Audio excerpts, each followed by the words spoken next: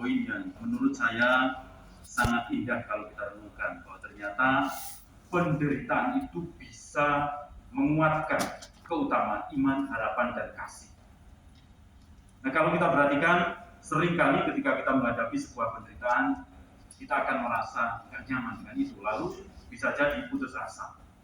Dulu saya kenal seorang anak yang pada waktu itu masih SMA, lalu mau kenaikan kelas. Nah, rupanya nilainya ini nggak cukup, masih kurang 1 poin saja baru dia bisa naik kelas. Tetapi gara-gara 1 poin itu dia nggak bisa naik kelas. Dan karena melihat kenyataan itu, dia sangat-sangat tertekan. Teman-temannya semua bisa naik kelas, dia sendiri dia tidak naik kelas. Akhirnya dia memilih untuk tidak sekolah. Lalu diminta untuk pindah sekolah lain, tidak mau. Diminta untuk begini begitu, enggak mau. Pokoknya dia di rumah tidur terus. Nah, ini menunjukkan bahwa kegagalan semacam itu dipandang sebagai sebuah penderitaan, tekanan. Ini hanya soal sekolah, belum lagi soal kerja.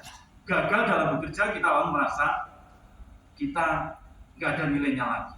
Itu adalah penderitaan, itu adalah tekanan. Tetapi kalau kita perhatikan dari apa yang diajarkan oleh Kristus, yang diteladankan oleh Kristus, tidaklah demikian. Dia memang menderita, dia memang menanggung sekian banyak tuduhan yang membuat akhirnya dia diadili secara tidak adil.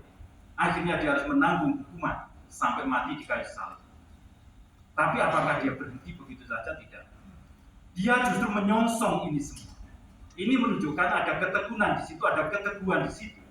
Imannya menunjukkan bahwa ini adalah jalan untuk penyelamatan, bukan yang lain-lain.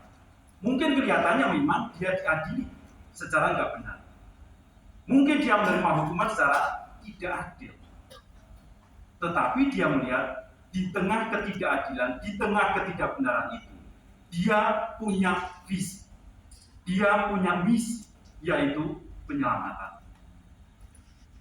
Dan kalau kita perhatikan, hidup kita seringkali dihadapkan dengan berbagai macam keputusasaan akibat tekanan-tekanan hidup, penderitaan-penderitaan yang muncul di dalam jalan hidup kita. Ada banyak tokoh yang ketika merefleksikan pengalaman Kristus ini, mereka menjadi semakin sadar bahwa saya harus terus berjuang kendati saya mengalami banyak derita, banyak tekanan. Karena yang saya perjuangkan ini benar. Yang saya perjuangkan ini ujungnya adalah kehidupan bagi saya. Salah satu contohnya adalah Titus Bransma sendiri. Dia memperjuangkan keadilan.